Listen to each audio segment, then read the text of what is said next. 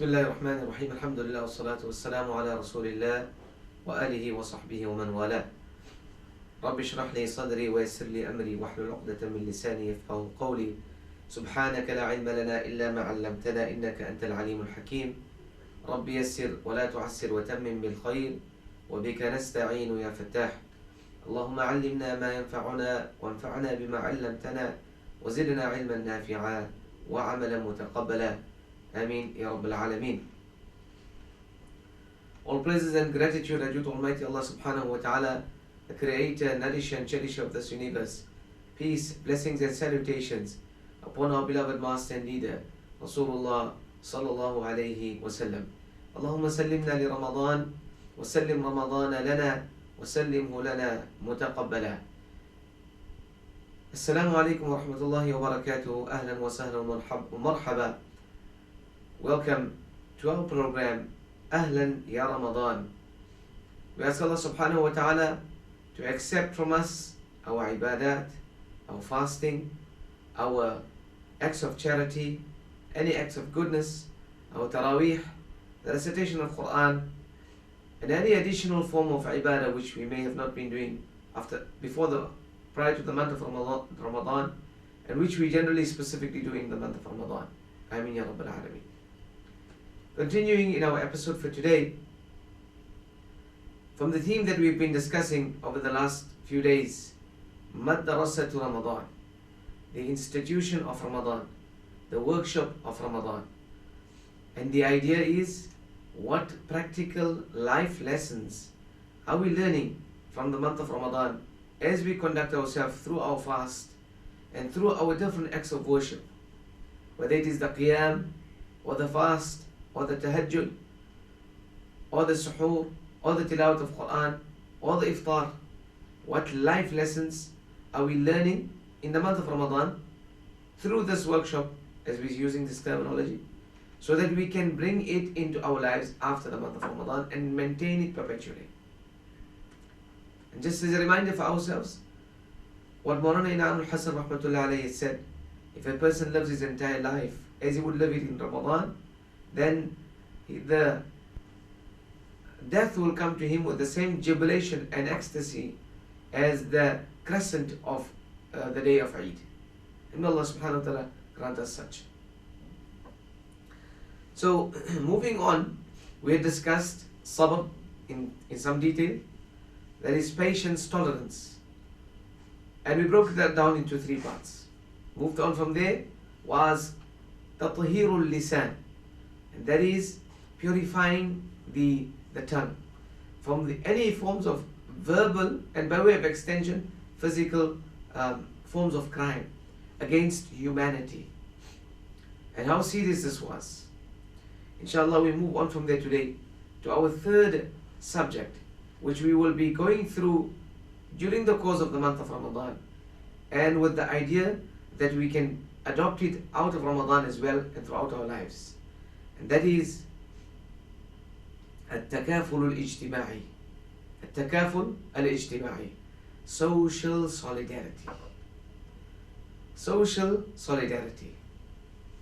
التكافل الاجتماعي. Social solidarity. Social solidarity is probably one word or one translation of the word التكافل الاجتماعي. التكافل الاجتماعي also means, so اجتماعي comes from the word social, or it comes from the word mutual, public. And takaful means whereby I can sometimes carry the burdens. I become the kafil, responsible for the next person. So we're using this one word, social solidarity, standing with one another. So how does this play out for us during the course of the month of Ramadan, so that we can learn it out of the month of Ramadan as well? This can work through a few ways. 3 ways which we can identify with, and other ways as well. Number 1 is تفطير الصائمين. تفطير الصائمين. تفطير الصائمين. Number 2, المواساة بين المسلمين. Number 3, تخفيف أعباء العمل. عن الموظفين والمستخدمين في رمضان. So let's look at the first three parts, which we'll go through in detail now, inshallah. So the first is تفطير الصائمين, feeding the fasting person. Feeding a fasting person. Feeding a fasting person is a very important and integral part of the activities of the month of Ramadan.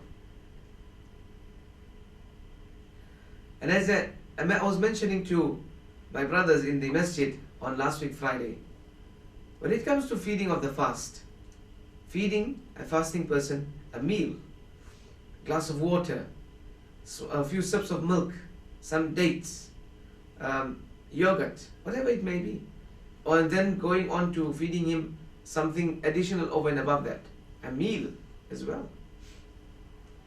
This is a sign of acceptance by Allah subhanahu wa ta'ala. Acceptance for who? Acceptance not for the one who's feeding, not for the one who's fasting, but more so for the one who's feeding. Subhanallah. What does this mean? How does this work? I want to divert our attentions to the beautiful dua of Rasulullah sallallahu alaihi wasallam, and the reason why we say that feeding a fasting person is a sign of acceptance from Allah. Because Rasulullah sallallahu alaihi wasallam said two things. One hadith says that do not accompany except a believer. If you're going out in journey, obviously it's not, if it's for work, then it's a different issue. You've got to go according to the circumstances. But generally, do not accompany except a believer. Why? Because you will be able to share mutual acts of ibadah and worship. Remind one another of Allah. Remind one another of salah, etc. So that's...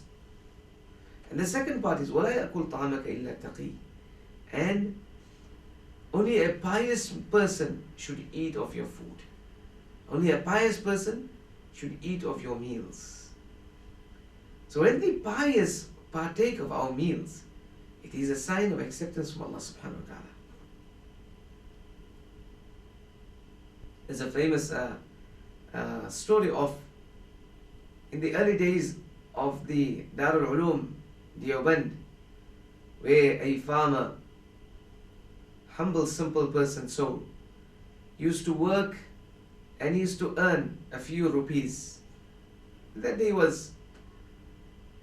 So he would save up one rupee from his earnings until he would accumulate enough, and then he would prepare a meal and invite the ulama and the scholars of Darul Ulum Deoband.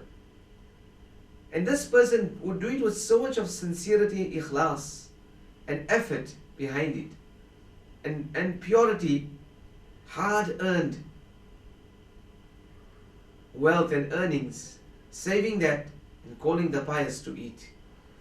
And the ulama of the Darul Ulum Deoband would look forward to partaking of his meal, because his meal had barakah, blessings, and they would experience levels of energy after partaking of that meal. So, subhanallah, وَلَا يَكُلْ طَعَامَكَ إِلَّا تَقِي. Only a pious person should eat of your meals. Hadith doesn't mean that you can't feed other people, or other people are not allowed to eat. Let's not get the incorrect information.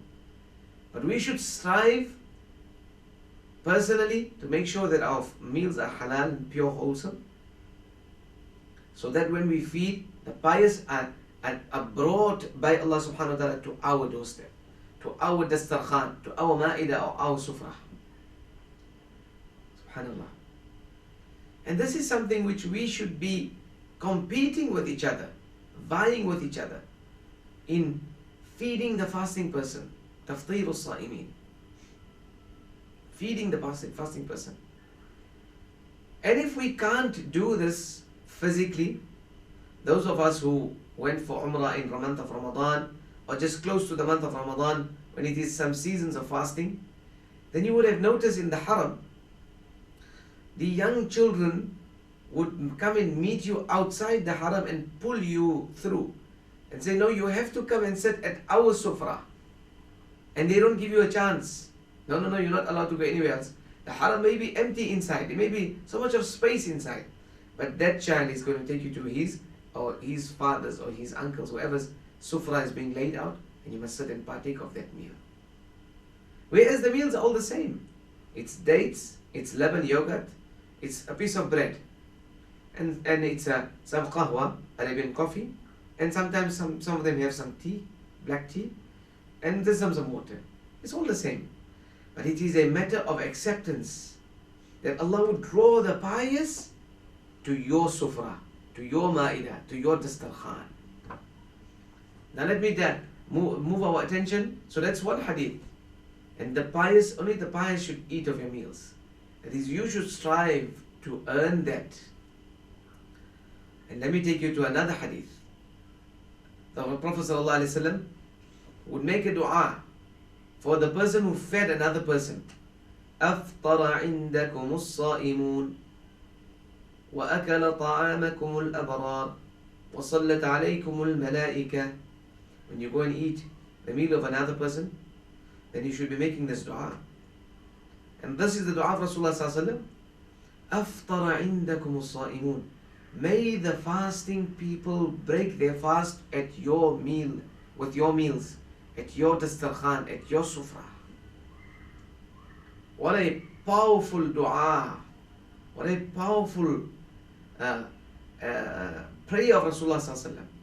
And what an honor that Allah Ta'ala, Allah Azza wa Jal, is bringing, is diverting and moving the direction of the fasting person to come and sit at your dastarkhan. And what an honor that you go and feed a fasting person. Taftir sa'imin.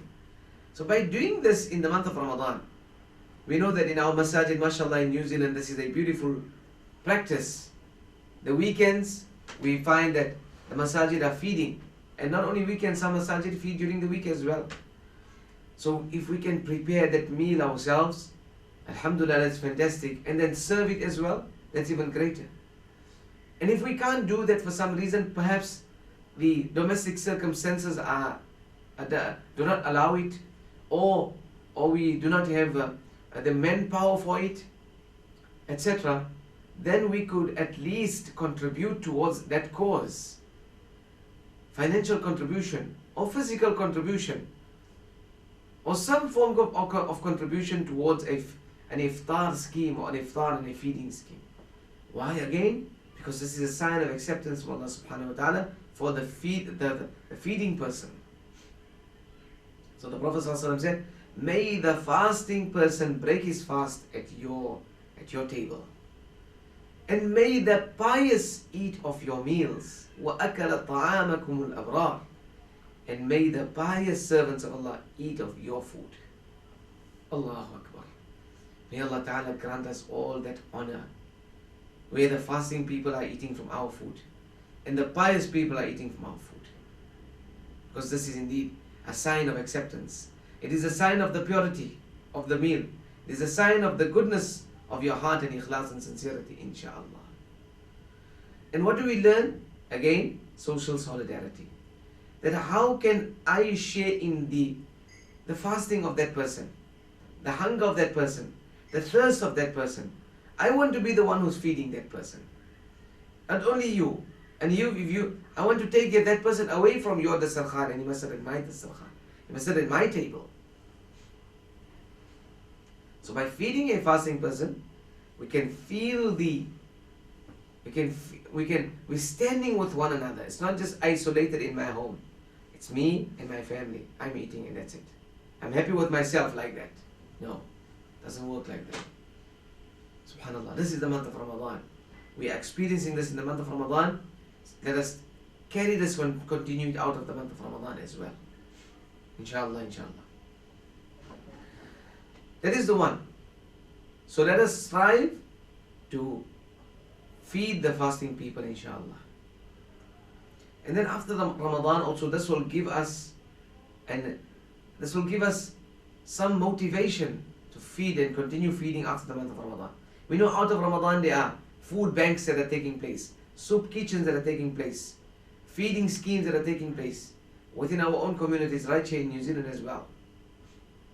So on a weekly basis, on a monthly basis, and there are different organizations doing it. If we can find ourselves part of that, we go and look for the pious people, and we go and try and bring them to partake of our meals, inshallah. Additional to that is the second one we said, al-muwasatu bayna al-muslimin, and that is showing compassion and kindness towards the Muslimin. We fast, we have, alhamdulillah, many of us and most of us are in a position of comfort. There are thousands, if not millions, of Muslims who are suffering out there. Subhanallah, for whatever reasons, hunger, poverty, the lack of resources, political pressures and powers, atrocities and oppression. So when we show compassion and kindness, then we are feeling that pain. We're staying away for 12 hours, and we know we started off with a healthy sehri, suhoor, and we're ending off with an even healthier iftar. And throughout the night also we can eat, because we have the availability of the meals for us. Alhamdulillah, that's fantastic. That's beautiful. That's wonderful. That's awesome. But by fasting, it reminds us of the people who aren't fasting, of the people who don't have a daily meal, of the people who are fasting every day, not because of their own will, because they don't have the means for it. When we fast, it reminds us of that. So be able to show compassion, kindness to them. And the third one is تخفيف أعباء المسلمين, تخفيف أعباء العمل, to lighten the burden of the subjects, your subjects, to lighten the burden of people who are under you. If you are in a position of employment, by the way you can employ somebody, to lighten their responsibilities and burdens. If you are not in that position, but in some way along the line you will be in a position where you have people who are underneath you. For example, your family, husband, a father in the house. Lighten the burden of the people underneath you. So Rasulullah said the hadith again, which I shared with you right in the beginning of our series, in the start of the month of Ramadan.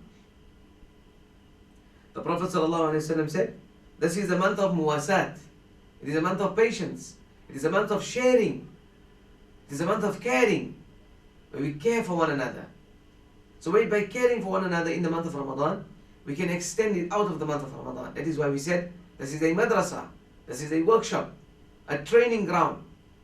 So we're doing it for 1 month, but we ought to be doing it not only 1 month, 365 days of the year, 12 months of the year. And then Rasulullah ﷺ said, من خفف عن مملوكه فيه غفر الله له وأعتقه من النار. That person who makes it easy for his subjects. The month of Ramadan comes, and now we are demanding meals from our wives and putting them under undue pressure and burden to prepare this meal and that meal, and this savory and that savory, and this sweetmeat and that sweetmeat. Whereas they could be using that time to engage in the recitation of Quran, or engage in their own ibadah and their own worship and their own a'mal. But no, we put pressure on them, and we expect them to do that for us. So that is one form of pressure. That is one form of lightening the burden. Many of us may not be in a position where we can employ people, but we are in a position of leadership somehow or the other. So in that position of leadership, our subjects should not feel undue pressure, especially in the month of Ramadan. And more importantly, if we are employing people as Muslims, then we need to lighten their burdens, because they are human just as we are. They are fasting just as we are. They are hungry just as we are. They are thirsty just as we are. They need just as we need. Give them more. Share with them more. Give them in the month of Ramadan. Give them the 13th check. If you can call it the 13th check, if the person is getting paid every month. I'll give them an additional pay. Give them a bonus. Give them more. Because Allah will give you.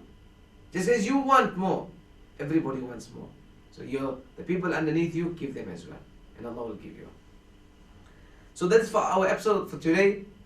The life lessons we learn for the month from the month of Ramadan can be broken up into three parts, or three things at least. Social solidarity, التكافل الاجتماعي. Number one is feeding the fasting person. Strive and vie, compete with each other for this. Number two, muwasat, that is compassion and kindness, care for the Muslims. And number three is to lighten the burdens of our subjects. May Allah subhanahu wa ta'ala accept and grant us tawfiq. Until we see you in the next episode, subhanallah wa bihamdi, subhanakallahum wa bihamdika, nashhadu an la ilaha illa ant, nastaghfiruka wa natubu ilayk. Muhammad Shakir, your host, signing off inshallah. Assalamu alaikum wa rahmatullahi wa barakatuh.